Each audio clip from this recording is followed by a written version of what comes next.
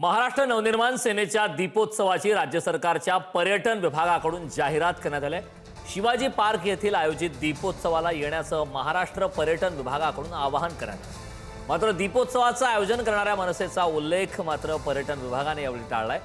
मनसेचा उल्लेख न केल्याने मनसे नेते अविनाश अभ्यंकर यांनी या संदर्भात संताप व्यक्त केला। अनेक वर्षांपासून महाराष्ट्र नवनिर्माण दीपोत्सव सुरू आहे। आपण बघू शकतो दीपोत्सव चे अनेक दिवसांपासून इकडे सुरू आहे। काय तारखेपासून काय तारखेपर्यंत 13 वर्ष पूर्ण झालेत। पण आज महाराष्ट्र वेबसाईट टुरिझमच्या वेबसाईटवर एक वेगळी माहिती देण्यात आली। त्यांनी ह्याचं खऱ्या अर्थानं शेअर करत तुम्ही महाराष्ट्रात या हे पाहायला असं सांगण्यात आलंय। मात्र याचा विरोध तुम्ही करताय, काय सांगाल? विरोध म्हणण्यापेक्षा ना निदान थोडी अक्कल असती ना महाराष्ट्र टुरिझमच्या लोकांना, ज्यांनी हे केलंय हा मनाचा कद्रूपणा दाखवतो। एक तर त्याची माहिती ती अत्यंत अर्धवट आहे। शेवटी कसं असतं, जेव्हा आपण एखादी गोष्ट करतो ना त्यांनी करावं ना, लिहिण्याबद्दल काही हरकत नाही। हे सन्मान्य राजसाहेब ठाकरे यांच्या कल्पनेतून गेली 13 वर्ष हा दीपोत्सव चालू आहे, बरोबर आहे। तेव्हा ते शांत होते, ह्यांना आत्ताच कुठनं दिसलं?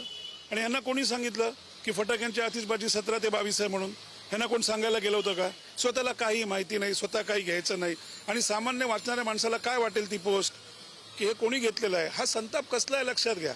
एक तर पहिल्यांदा लोकांना चुकीचं सांगताय।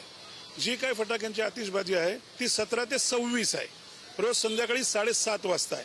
काल पाऊस पडून सुद्धा रात्री 8 वाजता केली। त्यामुळे मला वाटतं ह्यांना जर कुठली माहिती नसेल तर उगाच अकलेची त्यांनी दिवाळी दाखवायचं कारण काहीच नाही आहे। आणि पहिलं म्हणजे त्यांनी स्वतःची रिसॉर्ट्स आणि स्वतःची जी काय मॉटेल्स हॉटेल्स आहेत ती नीट सांभाळावी। इतर माणूस जर उत्तमरित्या करतो आहे, निदान मनाचा मोठेपणा दाखवून निदान लक्षात ठेवा।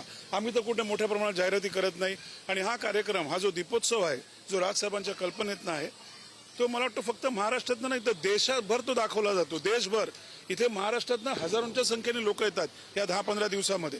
त्यामुळे ह्या टुरिझम साईटनी सुद्धा थोडा मनाचा मोठेपणा दाखवला असता तर आम्हालाही बरं वाटलं असतं महाराष्ट्र सैनिक म्हणून। वेळेसोबत श्रेयस सावंत, पुढार न्यूज, मुंबई।